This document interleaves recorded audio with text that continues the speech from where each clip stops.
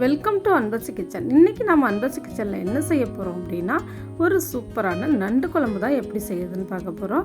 வாங்க இது எப்படி செய்கிறதுன்னு பார்க்கலாம்.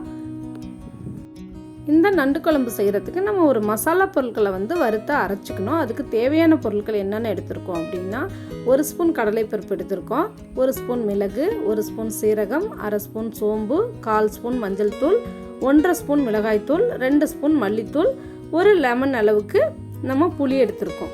இந்த புளியை தண்ணி ஊற்றி ஊற வச்சிடலாம். அடுத்தது சீரகம், மிளகு, சோம்பு, கடலைப்பருப்பு இது எல்லாத்தையும் ட்ரையாக வறுத்து எடுத்துக்கலாம்.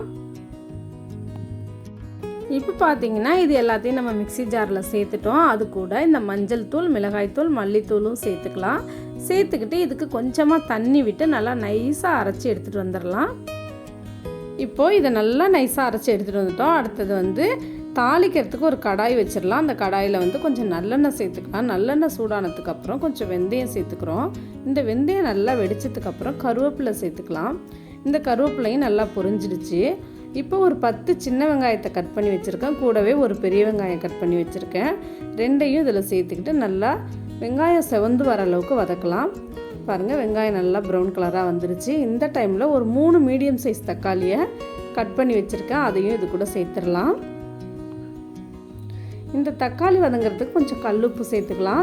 சேர்த்துக்கிட்டு நல்லா வதக்கி விடலாம். தக்காளி பாருங்கள் நல்லா வதங்கிடுச்சு. இதோட தோலே இல்லாத அளவுக்கு அந்தளவுக்கு நைஸாக நல்லா வதக்கிடணும். இப்போ வதங்கி அதில் இருக்க எண்ணெயெல்லாம் பிரிஞ்சு வந்துட்டு இந்த டைமில் நம்ம ஒரு 6 பச்சை மிளகாவை இது கூட சேர்த்துக்கிறோம்.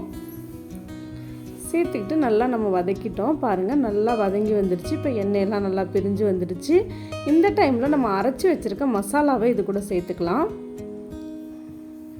இப்போ மசாலாவை சேர்த்துக்கிட்டு நல்லா இதோட பச்சை வாசனை போகிற அளவு நல்லா வதக்கி விட்டுடலாம். இப்போ மசாலாவும் வதங்கி எண்ணெயெல்லாம் மேலே வர ஆரம்பிச்சிருச்சு பாருங்கள். இந்த டைமில் நம்ம எடுத்து வச்சுருந்த புளியை நல்லா கரைச்சி எடுத்துக்கலாம். அதை இது கூட சேர்த்துக்கலாம். சேர்த்துக்கிட்டு குழம்புக்கு தேவையான தண்ணியும் சேர்த்துக்கலாம்.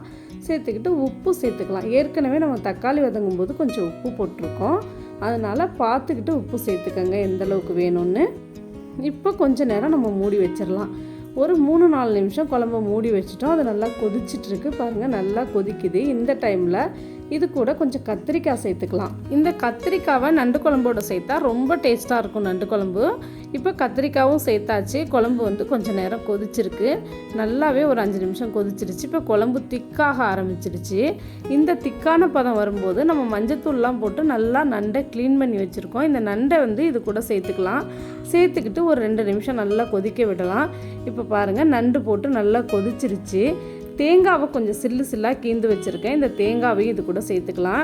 இந்த தேங்காய் சில்லு சில்லாக இருக்கிறது அதோட ஜூஸ் எல்லாம் அந்த குழம்புல இறங்கிட்டு குழம்பு சாப்பிடும்போது ரொம்ப டேஸ்ட்டாக இருக்கும். தேங்காவும் எடுத்து சாப்பிட ரொம்ப நல்லாயிருக்கும். இப்போ பாருங்கள் குழம்பு நல்லாவே கொதிச்சிருச்சு. இப்போ நண்டெல்லாம் நல்லா வெந்துருச்சு.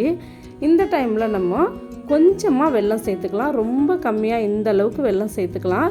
இப்போ வெல்லம் சேர்த்துட்டு ஒரு கொதி வந்துடுச்சு. இப்போ அடுப்பை ஆஃப் பண்ணிடலாம். அவ்வளோதான், நம்ம நண்டு குழம்பு ரெடி ஆகிட்டு சூப்பராக சுவையான டேஸ்ட்டில் நம்ம நண்டு குழம்பு ரெடி ஆகிடுச்சு. இதை சாதத்து கூட, சப்பாத்தி கூட, தோசை, இட்லி எல்லாத்துக்கூடையும் சாப்பிட்லாம். சுட சுட சாதத்தில் ஊற்றி பிசைஞ்சு சாப்பிட்டா ரொம்ப டேஸ்ட்டாக இருக்கும். இதை நீங்கள் ட்ரை பண்ணி பாருங்கள். உங்களுக்கு பிடிச்சிருந்துச்சுன்னா எப்படி இருந்துச்சுன்னு சொல்லிவிட்டு எனக்கு கமெண்ட்ஸில் சொல்லுங்கள். லைக் பண்ணுங்கள், ஷேர் பண்ணுங்கள். நன்றி, வணக்கம்.